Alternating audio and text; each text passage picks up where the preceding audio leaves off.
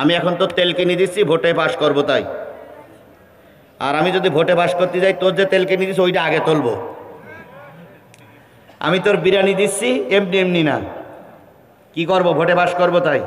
যদি ক্ষমতায় যাই বিরিয়ানির টাকাটা আগে তুলবো। এই কথা বলেন না কেন, কথা বলেন না কেন?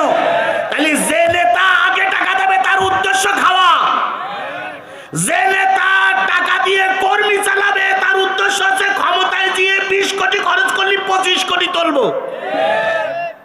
আর যে নেতাদের টাকা কর্মীরা দেয়, যে নেতার টাকা কিসে দেয়? কর্মীরা দেয়। ওই টাকা যদি 1 সের গম খায়, আমি দাঁড়াই বলবো যে আমার টাকায় তুমি ভোট করেছো, তোমার টাকায় আমি কি বলে তেল কিনিনি, তোমার টাকায় বিরিয়ানি খাইনি, আমার গরিবের মাল খেয়েছো, হয় বের করো নাই ভুড়ি ফেড়ি বের করা হবে।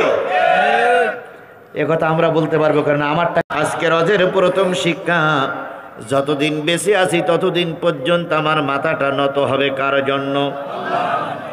বাংলাদেশের 2 জন ব্যক্তির নাম খুব জোরালো উচ্চারণ হয়।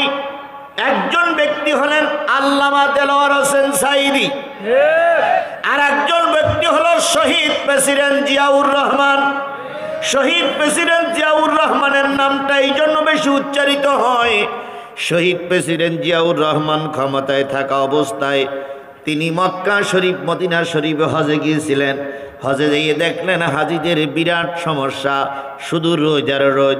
তাই তিনি বাংলাদেশের মাটি নিয়ে, বাংলাদেশের কিছু নিম গাছের চারা নিয়ে মদিনার আনাচে কানাচে, মক্কার আনাচে কানাচে লাগাইছে। তিনি একটা ভালো কাজ করে গেছে, এই জন্য মানুষ তাকে কিয়ামত পর্যন্ত স্মরণে রাখবে। কথা বলেন। আর একজন ব্যক্তি আল্লামা সাঈদী, দেলোয়ার হোসেন সাঈদী। দেলোয়ার হোসেন সাঈদীর ওয়াজগুলোর ভিতরে আলাদা একটা মুজিজা ছিল, যা অন্য কোনো বক্তার না। যত বড় বক্তা হোক, সাঈদী সাঈদী, সাঈদীর কোনো বিকল্প আছে? এই কথা বলেন, সাঈদীর কোনো বিকল্প আছে? সাঈদীর প্রতিটা দোয়া কবুল হয়েছে না হয়নি? সাঈদী বলেছিলেন, আল্লাহ যারা আমার এত বড় ক্ষতি করলো তাদেরকে জাতির সামনে ন্যাংটা করে দাও। আপনারা দোয়া শোনেননি? আপনারা এ দোয়া করেননি? উনি কাছে একটু সালাম বিনিময় করবেন, কালকে কথা বলবে, শুধু 1 মিনিট সালাম বিনিময় হয়ে যাবে, আমি কথা শুরু করবো ইনশাল্লাহ। দেন তাড়াতাড়ি তাড়াতাড়ি তাড়াতাড়ি তাড়াতাড়ি, এইটা ঠিক আছে না? 1 মিনিট না কয়েক মিনিট বলুন।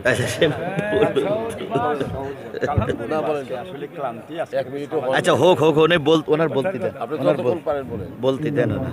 আলহামদুলিল্লাহ, লা ইলাহা লা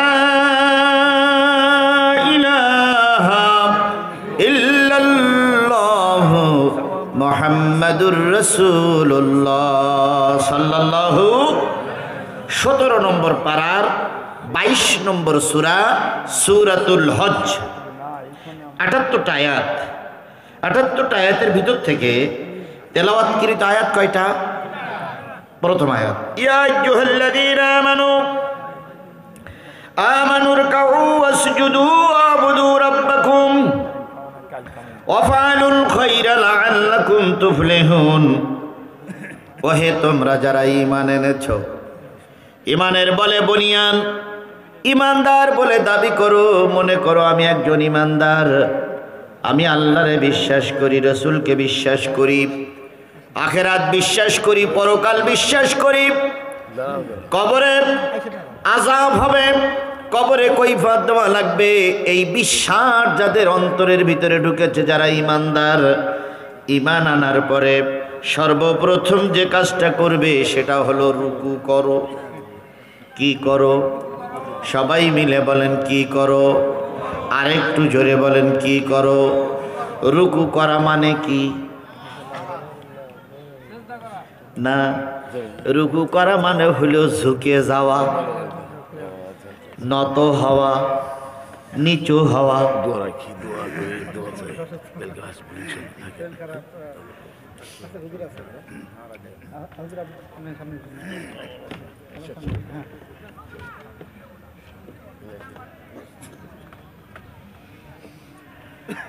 রুকু করে মানে কি হওয়া? ঝুঁকে যাওয়া, নিচু হওয়া, মাথাটা নয় দেওয়া, মাথাটা নিচু করা। কার জন্য? আরেকটু জোরে বলেন কার জন্য? তাহলে ইমানদারদের প্রথম নসিহাত, আমার এই মাথা, আমার এই কপাল কারোর কাছে নত হবে না। কার কাছে ছাড়া? আমি ঈমান এনেছি, আমি মজবুত ইমানদার, আমার মাথা আমার কপাল কারোর কাছে নত হবে। এই নিয়তের পরে যদি আপনি টিকে থাকতে পারেন তাহলে আপনি ইমানদার। বলুন তো, আমাদের দেশে আমরা যারা ইমানদারের দাবি করি, আমাদের মাথা কি অন্য কারোর কাছে নত হয়? কথা বলবেন বাঘের বাচ্চার মতো। অন্য কারোর কাছে নত হয়? হয় না? কেউ বলে হয়, কেউ বলে না। তাই কইন্ডে ধরি মহাজালা। কারো দরবারে, কারোর পীরের দরবারে মাথা নত হয়, কারণ নেতার কাছে মাথা নত হয়, কারোর বাজারে দিয়ে মাথা নত করে দাঁড়াই থাকতে হয়। অথচ আমার মাথা আল্লাহর কাছে ছাড়া কারোর কাছে নত হবে না। বক্তব্যটা কার? আপনি যদি ঈমান এনে থাকেন, হতে পারেন আপনি আওয়ামী লীগ, আপনি ঈমান এনেছেন, হতে পারেন আপনি বিএনপি, আপনি ঈমান এনেছেন, হতে পারেন আপনি জামাত, আপনি ঈমান এনেছেন, হতে পারেন আপনি চরমনাই, আপনি ঈমান এনেছেন, হতে পারেন আপনি খেলাফত মজলিস, খেলাফত আন্দোলন, হতে পারেন আপনি তাবলীগ, কিন্তু আপনার মাথাটা কারোর কাছে ছাড়া নত হবে না। আপনি ঈমানদার, মাথা নত করবেন কার জন্য?